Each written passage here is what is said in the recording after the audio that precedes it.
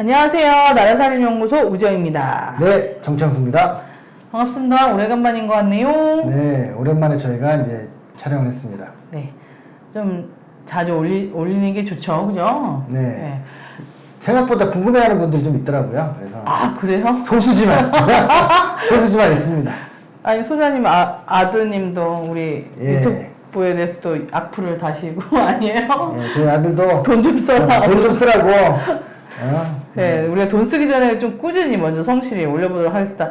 오늘 예산은 6월은 보훈의 달, 그죠? 예, 6월 6일은 현충일. 네, 그래서 또 관련된 예산들을 알아보도록 하겠습니다.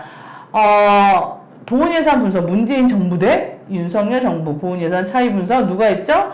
이상민 수석연구위원과 이서연 연구원이 공동 작업을 한 겁니다. 이건 보고서는 아니고 간단한 리뷰 성격인 거죠? 네, 데이터를 좀 읽어주는 거죠. 네, 그러면 좀 자세하게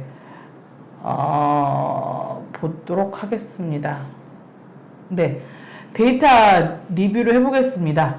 보훈예산, 문재인 정부 때는 독립유공자 유족 예산이 증액을 했고, 윤 정부 때는 6.25 자녀수당이 증액했나요? 이 정부마다 좀 특성이 또 있을 것 같아요. 그죠? 네. 예산을 보면. 아무래도 이제 좀 이념이라고 하면 좀 더 그런데요. 어떤 정책 지향의 차이가 있는데 그게 예산에는 어떻게 나타났나 한번 알아봤습니다. 네.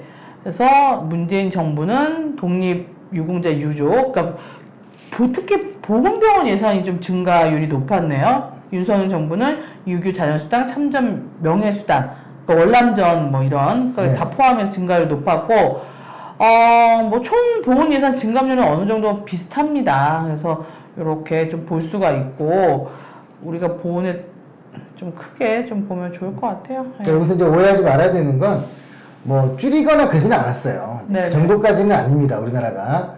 근데 다만 늘긴 느는데 어느 걸 더 많이 늘리고 어느 걸 덜 늘렸느냐 뭐 그 차이인 것 같아요.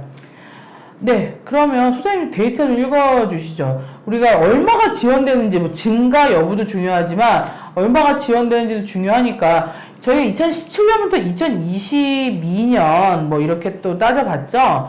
그러면 2024년도 예산까지 봤는데 한번 좀 데이터 좀 읽어주시죠. 그러니까 독립유공자하고 유족 지원하는 돈이 17년에 47억 원이었던 게 저희 문재인 정부 말기에 921억 원으로 늘어났어요. 급증이죠. 그렇죠. 네. 거의 한 20배 정도 늘어났는데 이제 그렇게 늘어나다 갑자기 이제 24년, 그러니까 윤석열 정부 금액은 증가했지만 증감률은 예, 뭐 금액은 다소 한 50억 정도 늘었는데, 근데 이제 그 정도는 그 전에 증가한 거에 비하면 네네. 매우 작다. 그런 또 거죠. 많이 증가했으니까 더 이상 안 네. 증가한 것도 있고.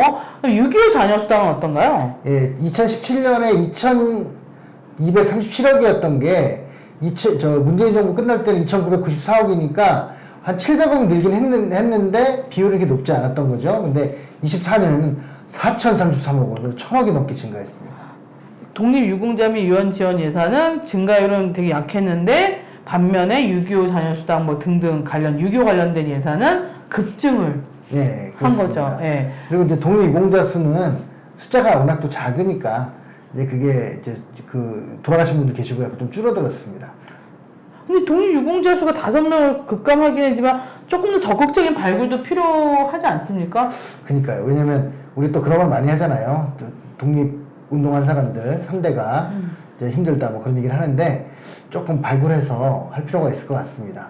네, 그렇다면 우리가 이제 국가보훈부, 뭐 국가보훈처기도 했는데, 지출액이 어떻게 또 전체 지출액이 어떻게 증가했는지 좀 볼 필요가 있죠? 네.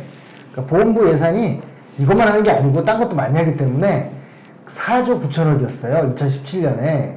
그런데 이제 윤석열 정부 지금 올해는 6.4조 원으로 또 한 1조 5천억 정도 늘었습니다. 그래서 7년간 한 3.8% 정도 연평균 증가했습니다. 네, 그래서 다른 예산들도 뭐 국가보훈부 예산만 증가한 건 아니고 다른 예. 부처의 예산도 그러다 보니까 비중은 줄었어요. 그러니까 액수는 증가했지만 비중은 좀 1.2에서 1%로 줄었습니다. 네네네. 그래서 이 정도만 보면 될 것 같고요. 국가보훈부 예산 중에서 가장 큰 지출액이 뭐죠? 그 5.8조 원 중에서 3.5조 원이 보상금이니까요. 보상금은 이제 독립유공자 및 유족에게 6,900억, 6,900명한테 1,300억, 그리고 이제 상위군경들한테 11만 4천 명인데 1,800억. 그래서 유족의 1조 2차. 그래서 대부분의 예산, 그러니까 그 한 반 넘는 돈이 그 보상금으로 나오고 있습니다. 또 참전 명예수당도 있죠? 네. 그 6,200억 정도 지출이 됐는데요. 6.25나 월남전 이분들한테 월 42만 원씩 지급하다 보니까 6천억 정도 들어가게 됩니다. 그리고 6.25는 또 자녀수당도 있어요. 그러니까 대상자가 많다는 건 그 기준을 좀 완화시켜갖고 더 많이 네. 주기도 하고 또 수당액이 또 올라간 경우도 있을 것 같습니다. 뭐 이렇게 6.25 참전용사나 독립유공자 많이 좀 그분들이 우리나라를 위해서 희생과 헌신한 만큼 또 보상하는 게 당연한 거죠. 그렇죠. 그래야 이제 우리나라가 정말 위험에 처할 때 물론 그 보상금을 보고 하는 건 아니지만 네. 최소한 나서봐도 너만 손해다 뭐 이런 소리는 안 듣게 하는 그런 사회적 분위기를 만드는데 기여할 수 있을 것 그런데 같습니다. 어떤 유공자들한테 서로 차별을 두면 안 되겠죠. 네. 예, 누구는 더 많이 주고, 예, 독립유공자는 뭐 또 줄이고, 뭐 상임경은 늘리고, 뭐 이렇게 하는 거는 좀 형평성이라는 게 존재는 해야겠죠. 네, 예, 모두가 역할을 하신 거고 그 모두에게 도움을 드려야 된다고 생각합니다. 네. 특히 뭐 신규 자녀 생애 곤란자까지 매년 이제 확대가 네. 되고 있습니다. 근데 문제는 6.25 자녀수당은 왜 이렇게 이용미 전용액이 많죠? 네, 그게 문제인 것 같은데요. 네, 아마 제가 볼 때는 그 책정을 했는데 그 뭐 자격 조건이나 이런 게 안 받는 분들이 좀 있는 것 같고요. 저기 선정이 됐는데 안 줄 리는 없거든요. 이제 그런 생각이 들고 저는 좀 하나 더 추가적으로 생각해 볼 건 뭐냐면 이제 돌아가시잖아요 이분들이. 이분들 뭐 대대손손 지원할 수는 없을 테니 아마 대상자가 줄어들 텐데 이제 그런 의미에서 보면 이제 그 독립운동과 6.25하고 베트남전만 있는 게 아니잖아요. 다른 부분에서 나라에 기여한 분들에 대해서 많이 좀 지원을 해줬으면 좋겠습니다. 사족은 뭐가 있냐면 그런 것에서 그 보훈처 직원들이 예전에 감사원 지적사항에 보면 그 또 이렇게 그 국가유공자로 지정받는 그런 자가 지정 이런 사례들이 좀 있었던 것 같아요. 진짜 심각하네요. 네. 그런 건 조금 왜냐면 진짜 받아야 되는 사람들이 네. 그분들로 인해서 못 받는 경우가 생길 수도 있는 거잖아요. 우리나라가 또 문제 터지면 막 다 없애버리고 막 그런 분위기가 있어서 예를 들면 네. 의사상자 같은 사람들 있잖아요. 안 나서도 되는데 괜히 의롭게 나섰다가 네, 그런 네, 분들도 앞으로 좀 많이 대상자가 됐으면 좋겠습니다. 네, 그래서 보훈의 달 특집으로 또 이렇게 우리가 보고서를 봤는데 이렇게 정부별로 달라진 정책들 이런 것도 참 비교하는 것도 의미가 있는 것 같습니다. 그리고 보훈 대상자들을 좀 이렇게 그 발굴을 해서 또 신청할 때 좀 서류들도 간편화시켜야 될 것 같아요. 그래서 막 뭐 본인이 다 그 증명해내야 되고 이런 거 참 어렵지 않습니까? 그래서 그런 것들은 완화돼야 될 것 같습니다. 네, 설해봄 영화 보셨죠? 네. 거기 보면 그 특전사 대장을 지키기 위해서 마지막까지 싸운 그 김소령님 계시잖아요. 예, 근데 지금 계속 보상이 되지 않았었나 봐요. 그래서 지금 이제 유족들이 신청을 한 것 같은데 좀 잘 됐으면 좋겠어요, 그죠? 그게 몇 년 전입니까? 아직도 그 분들한테 보상이 없었다는 건 제가 볼 때는 굉장히 문제가 있다고 보고요. 그뿐만 아니라 그분 말고도 두 분 더 있고요. 돌아가신 분들이. 그쵸. 저 헌병 예, 있잖아요. 병장님, 있고 또 그 다친 분들이 좀 많이 있어요.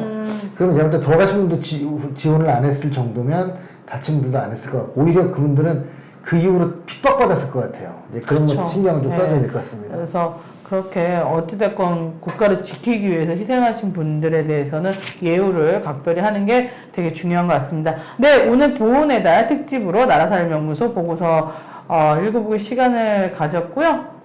네, 다음에 또 뵙도록 하겠습니다. 네, 감사합니다. 네, 감사합니다.